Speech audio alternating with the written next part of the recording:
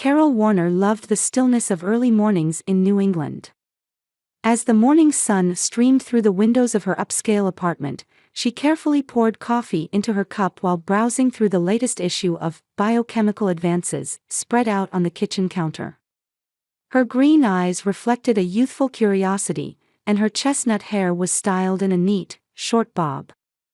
"Mom, I can't solve this problem," came Samantha's slightly troubled voice from the living room table. Carol smiled and moved to her daughter's side, coffee cup in hand. 8-year-old Samantha had her father's thick brown hair and her mother's green eyes. Watching her daughter work so seriously on her math homework filled Carol's heart with joy. "Let me see," Carol said, checking the problem over her daughter's shoulder and beginning her explanation slowly.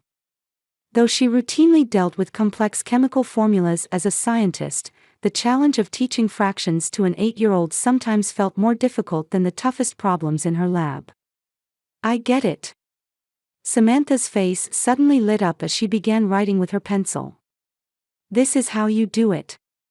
Carol nodded and gently stroked her daughter's head. "That's right. Well done." 3 years ago, she had divorced her husband Michael, who had been deployed to Afghanistan as a military doctor. Their long separation had created a rift in their relationship, but they had managed to maintain a friendly connection for their daughter's sake. Michael faithfully kept his promise to video call their daughter once a month and visit twice a year during his leave. Her apartment in a quiet suburb of Boston wasn't spacious, but it was arranged with a simple, efficient design. Scientific degrees hung on the walls alongside photographs of Samantha's bright smile. "Grandma and Aunt Becky are coming today, aren't they?" Samantha asked. There was a subtle tension in her voice. Carol didn't miss it. "Yes. Grandma and Aunt Becky, and Jake too. We're having lunch together." Samantha nodded silently and returned to her homework. Carol momentarily felt something off about her daughter's reaction but pushed it to the back of her mind. Family relationships were complicated, but on the surface, they maintained a semblance of harmony. Carol's mother Judith was a respected figure in the local social scene. After her husband's death, she had wisely invested the insurance money in assets, living without financial worries. Living alone in an old mansion in the Boston suburbs, she actively participated in charity work and church gatherings. "Carol is always so busy with her own affairs. That girl is too smart for her own good," Judith would say while telling her neighbors about her daughter's successes, but behind those words lurked subtle jealousy. She had once majored in chemistry in college herself but had given up her dreams of research when she married and had children. Watching her daughter achieve the dreams she couldn't fulfill stirred complicated emotions. Meanwhile, Carol's sister Becky had experienced one divorce. She was a single mother raising her 10-year-old son Jake while working at a local real estate company. She was the type to attract attention with flashy clothes and makeup, and contrary to her bright exterior, she harbored deep dissatisfaction and jealousy. "My sister is always so perfect. I can't compare to her." Though her words seemed to praise her sister on the surface, Becky's eyes were always cold. Especially whenever Carol received a promotion, her attitude became increasingly unable to hide her irritation. Jake, unlike his mother, was a quiet and thoughtful boy. He was kind to Samantha. "Sammy, are you ready?" "It's time to go," Carol called, looking at her watch. Samantha nodded silently and put her homework in her bag. She took her mother's hand and said, "Mom, are we coming home early?" "Of course. We'll come right back after lunch with Grandma and the others. And I'm leaving on a business trip tomorrow, right? Let's spend lots of time together today." Carol gently squeezed her daughter's hand. She was scheduled to leave for a week-long trip to Switzerland the next day. It was an important trip to attend an international conference for new drug development. Samantha would be staying with her mother and sister during that time. While maintaining the appearance of a harmonious family on the surface, she always felt anxious deep down. She wasn't unaware of the occasional cold attitude her mother and sister showed toward Samantha. But she interpreted it as minor reactions stemming from jealousy of her success and tried not to take it too seriously. "It'll be fine, they're family," Carol reassured herself. She believed in family bonds. "I'll say it one more time. I've prepared dinner in the bottom shelf of the refrigerator, you just need to heat it up. Make sure she takes her medicine on time. And don't forget about her allergies." At the boarding gate for Zurich, Carol emphasized these points to her mother over the phone. As the boarding announcement echoed behind her, she tried to dispel her anxiety. "I understand, Carol. How many times do I need to tell you?" There was a hint of irritation in Judith's voice. "I raised you, after all. I can certainly take care of my granddaughter." Carol took a deep breath. "I'm sorry, Mom. I'm just worried. You focus on your important conference. Leave Samantha to me." Even after ending the call, a heavy weight remained in Carol's chest. She couldn't get Samantha's expression out of her mind. The night before her departure, her daughter had been quieter than usual, repeatedly asking, "Mom, do you have to go?" Despite having stayed at her grandmother's house many times before, she seemed unusually anxious this time. "Ladies and gentlemen, this is the final boarding call for Flight 324 to Zurich."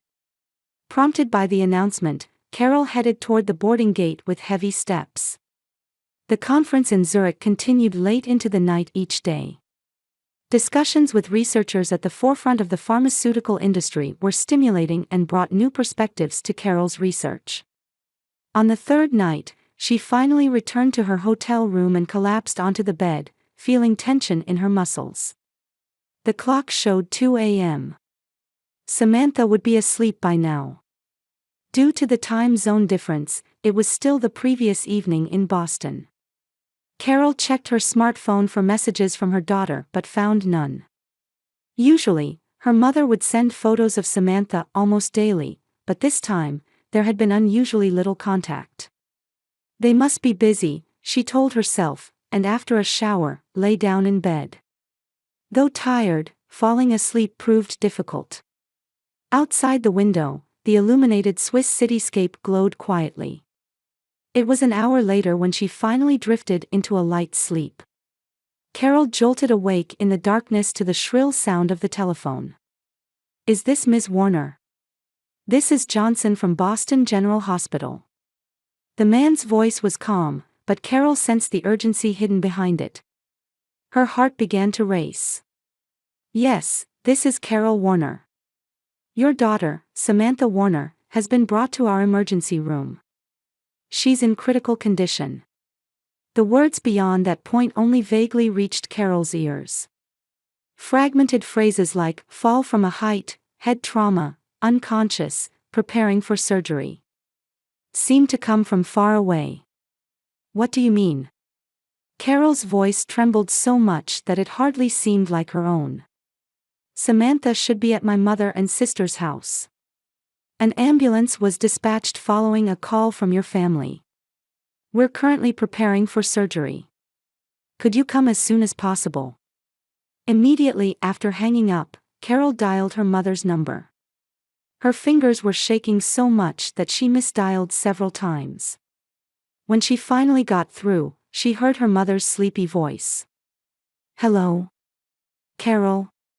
What do you want at this hour?" "Mom, what happened to Samantha?" "I got a call from the hospital." After a brief silence, shockingly, her mother's laughter came through the phone. "I don't know. She probably went off somewhere on her own. That child hasn't been listening lately." Carol couldn't believe her ears. "What are you saying?" "I got a call that Samantha was taken to the hospital. Boston General Hospital." "Oh, is that so? That's terrible." Judith's voice contained more annoyance than surprise. "I'll ask Becky." The call switched, and she heard her sister's voice. "Sis.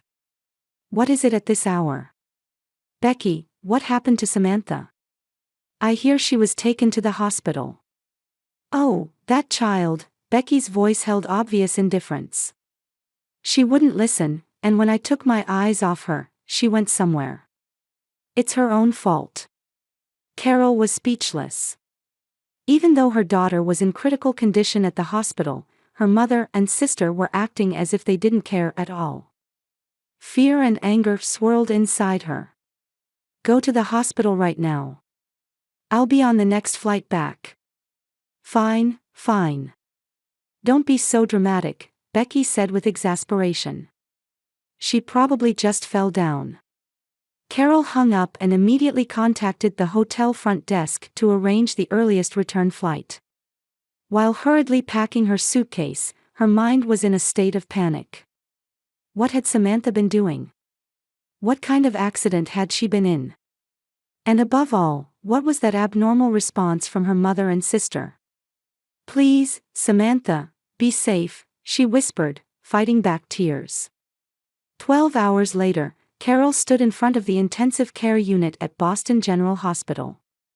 Her face was pale from the consecutive flights and worry, but she listened desperately to the doctor's explanation. Ms. Warner, it appears your daughter fell from the roof of a 2-story house. She has a severe concussion, fractures in her left arm and 3 ribs, and mild internal organ damage. While there's no immediate danger to her life, it will take time for her to regain consciousness. Carol approached Samantha's bed with trembling legs as she listened to the doctor's words. The door to the room opened, revealing her daughter lying on a small white bed. Samantha's face was covered with bandages, her left arm was in a sling, and multiple tubes and machines were connected to her small body. Only the regular beeping sound announced the presence of life in this quiet room. Carol sat by her daughter's bedside and gently held her right hand, which wasn't covered in bandages. Touching the cold hand, she let out the tears she had been holding back. Mommy is here, Samantha, she whispered. It's okay. I'll protect you. The door to the room opened again, and her mother and sister entered. Carol looked up and froze at the sight of them. Judith was in perfect makeup and attire, dressed as if she were heading to lunch with friends. Becky also appeared in flashy clothes inappropriate for the situation. Neither of their expressions showed the grief or regret Carol had expected. Oh, so you did come, Judith said. There was no need to be so dramatic. Carol stood up, trembling with anger. Something was wrong. Very wrong. Why were her mother and sister so callous when her daughter's life was in danger? What exactly happened? Carol asked in a low voice. Tell me precisely. Judith and Becky exchanged glances, wearing expressions that suggested they were hiding something. Samantha climbed onto the roof on her own, Becky answered casually. By the time we noticed, she had already fallen. Carol couldn't believe that explanation. 8-year-old Samantha was always a cautious child who rarely engaged in dangerous behavior. And above all, her mother and sister's attitudes were too unnatural. I want both of you to leave the room until you're ready to tell me the truth, Carol said coldly. The two showed dissatisfied expressions but left the room without particular resistance. Carol returned to Samantha's side and gripped her small hand. She was determined. She wouldn't give up until she uncovered the truth about what had happened, for Samantha's sake, and for her own. In the hospital waiting room, Carol reached for a freshly brewed coffee. Having barely slept for 3 days, her body was heavy with fatigue, and dark shadows had formed under her eyes. Still, she only left Samantha's bedside for short periods. Carol. Turning around, she saw her ex-husband Michael standing at the hospital entrance. He had returned urgently from Afghanistan. Still in his military uniform, he carried a large sports bag over his shoulder. Though he looked tired, his blue eyes showed strong determination. Michael. Carol stood up and was embraced by her former husband. Even though they had maintained a friendly relationship after their divorce, reuniting in such circumstances provided emotional support. Thank you for coming. I got on a plane right away. How's Samantha? She still hasn't regained consciousness. But the doctor says there are signs of recovery. Carol briefly explained the situation, Samantha's injuries and the unnatural attitude of her mother and sister. She could see Michael's face hardening with anger. Something's not right, Michael said in a low voice. Samantha climbing onto a roof by herself doesn't sound like her. I think so too. Mom and Sis are hiding something. Michael frowned. Have you talked to the police? It's been reported as an accident. But Carol cut herself off. In her mind, the worst possibilities were beginning to take shape. I looked at Samantha's room yesterday. The guest room at Mom's house. There were iron marks on her clothes. Who makes an 8-year-old child iron? Michael's eyes darkened. I'll contact a friend of mine. I know someone in the Boston police. They headed to Samantha's hospital room. Seeing his daughter sleeping in the small bed, a pained expression crossed Michael's face. He gently kissed her bandaged head. I'm back, Sammy, he whispered. I'll protect you. The next day, things took a dramatic turn. Carol was having lunch in the hospital cafeteria when Michael appeared with a police officer. Carol, this is Detective Thomas. I'd like you to hear what he has to say. Detective Thomas was a composed man in his mid-40s with eyes full of deep empathy. He sat across from Carol. Ms. Warner, we received a call from the parent of one of your daughter's classmates. Jake Griffin, your niece's cousin, apparently told something to the school counselor. Carol took a sharp breath. Jake? What did he say? We're still confirming the details, but it seems to be about the circumstances of the day of the accident, which differ from the testimony of your mother and sister. Detective Thomas chose his words carefully. The school counselor was concerned about Jake's story and reported it to the authorities. Carol lifted her coffee cup with trembling hands. Can I see Jake? We're arranging that now. A lawyer will also be present for him, as Child Protective Services are involved. Michael placed his hand on Carol's shoulder. The warmth of his hand gave her a little comfort. Whatever the truth is, we'll face it together, he said quietly. 2 hours later, in a small conference room at the hospital, Carol and Michael met with Jake. The 10-year-old boy looked smaller than usual, and his eyes were swollen. A representative from Child Protective Services and a lawyer appointed for him were present. Jake, don't be scared, Carol spoke gently. You just need to tell us the truth. The boy bit his trembling lip and began speaking in a small voice, looking at the floor. Mom was always mean to Sammy. He stumbled over his words. Grandma too. When Sammy wasn't around, they'd say, that girl is too uppity.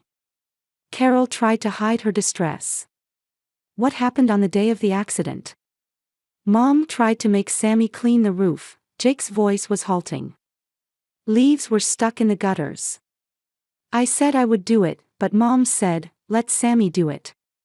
Because Mom said, if Sammy doesn't listen, let's give her a little scare. The air in the room froze. Sammy was scared. But she started climbing the ladder. Mom and Grandma were inside. I followed Sammy. When Sammy slipped, I tried to grab her, but I wasn't fast enough. Jake began to cry loudly. It wasn't my fault. I tried to help. The Child Protective Services representative embraced him. It's not your fault, Jake. Carol was at a loss for words. Michael's hand gripped hers tightly. What happened after that?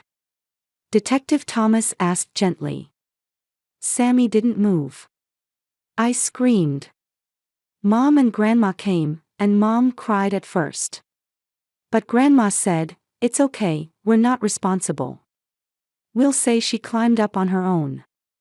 Carol stood up and walked toward the window. Her body was shaking with anger and sadness. They were slow to call an ambulance, Jake continued. Grandma said at first, let's just see how she is. But Sammy was bleeding, so I begged them several times. Detective Thomas judged that he had obtained sufficient testimony and thanked Jake. After the boy left the room, he turned to Carol and Michael. We have enough evidence. We'll arrest your mother and sister on suspicion of abuse and violation of duty to provide aid. In the early evening, Carol was talking with the doctor in the hospital hallway when she saw Judith and Becky being escorted by police officers. Their faces were pale, especially Becky, who was sobbing. Carol. This is a misunderstanding. Judith desperately shouted. We didn't do anything. Sis, please. Jake is lying. Help us. Becky also cried out. Carol looked at them with cold eyes. Samantha woke up, she said quietly. She told me everything. In reality, Samantha had not yet fully regained consciousness. But seeing how this lie transformed Judith and Becky's expressions, Carol was convinced of the truth. The color drained from their faces, especially Judith, who seemed at a loss for words, her mouth opening and closing like a fish. You endangered my child and then delayed getting her help. Carol's voice was as cold as ice. I'll never forgive you. After the police officers took them away, Michael stood by Carol's side. The investigation suggests there was regular abuse, he said quietly. Samantha probably didn't tell you because she was worried about you. Carol wept. She hadn't truly protected Samantha. She never imagined that her mother and sister's jealousy of her success would be directed at her daughter in this way. Things will be different now, Carol said with determination. I will absolutely protect Samantha. At that moment, a nurse hurriedly approached. Ms. Warner. Your daughter has regained consciousness. Carol and Michael began to run. Finally, a ray of light was breaking through this nightmarish situation.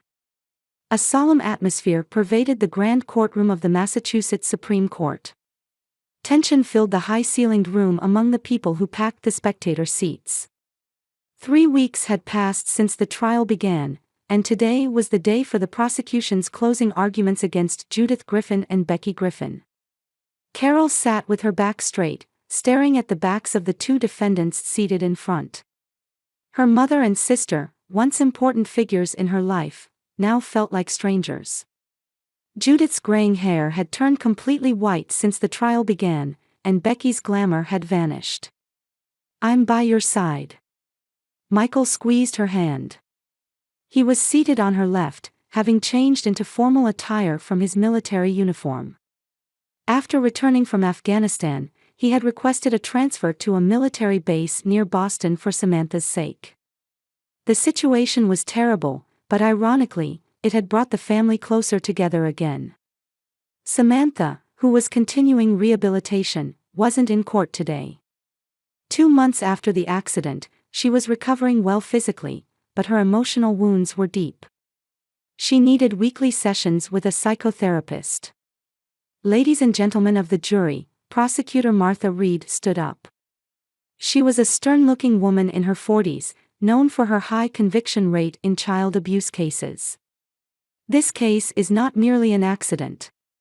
It is an example of deliberate harm to a child and subsequent intentional cover-up. The courtroom fell silent. The prosecutor organized the sequence of events while displaying evidence photos one by one. The dangerous slope of the roof Samantha had been made to climb, the unnaturally old clothes found in Samantha's room, and most decisively, the recorded testimony of Jake. The defendants treated an 8-year-old girl as a tool for household chores and forced her to perform dangerous work. And after the accident occurred, their first thought was self-preservation. The jurors' expressions hardened. Several elderly women, in particular, looked at Judith with severe eyes. However, most shocking is that they deliberately delayed calling an ambulance, the prosecutor continued. According to the doctor's testimony, This 30-minute delay may have significantly affected the victim's recovery. Carol closed her eyes.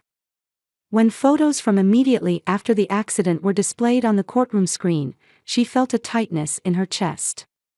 The sight of Samantha's small body lying on the ground was like a nightmare. The most touching testimony in this trial came from 10-year-old Jake Griffin. The prosecutor changed her tone.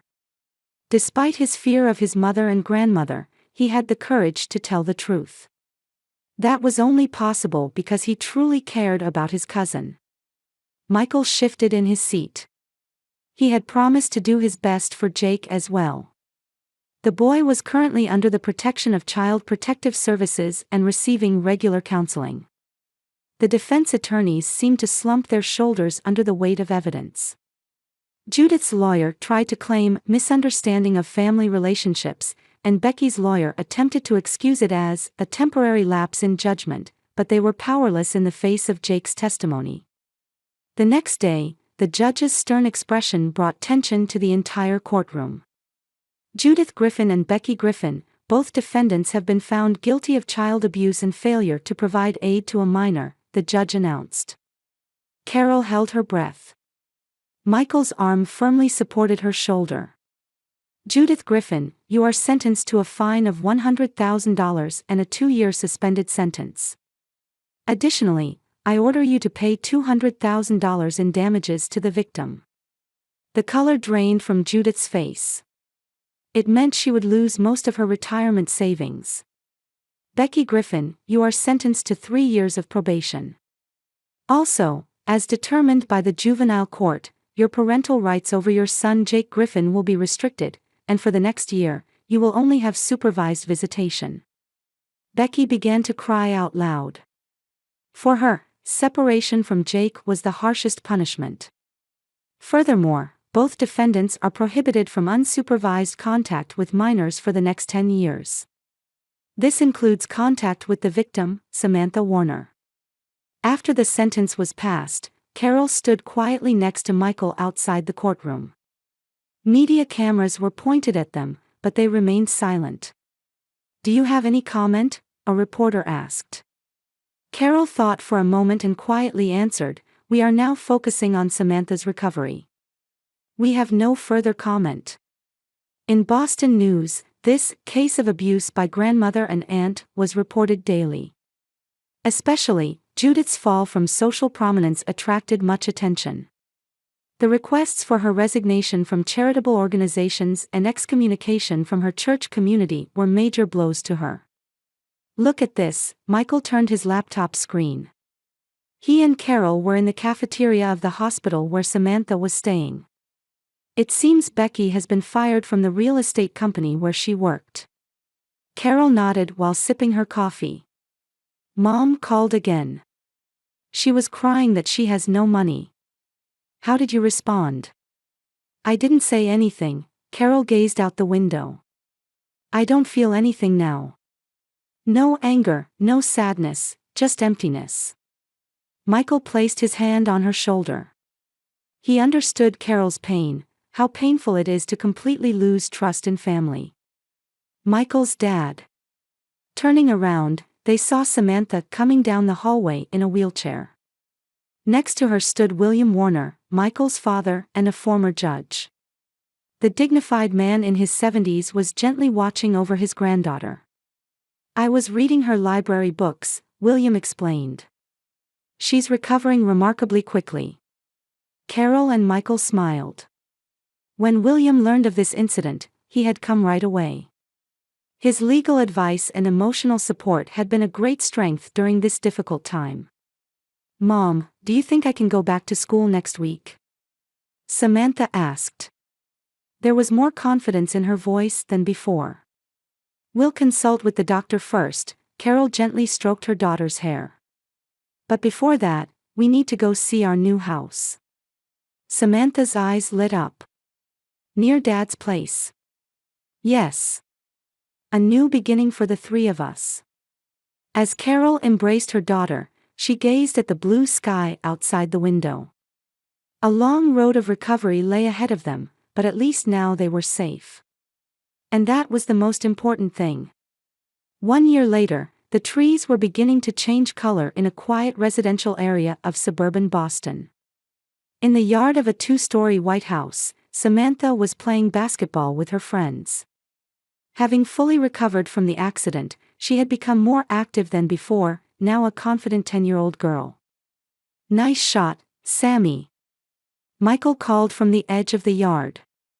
While continuing his work as a military doctor, his transfer to a nearby base allowed him to spend regular time with his daughter.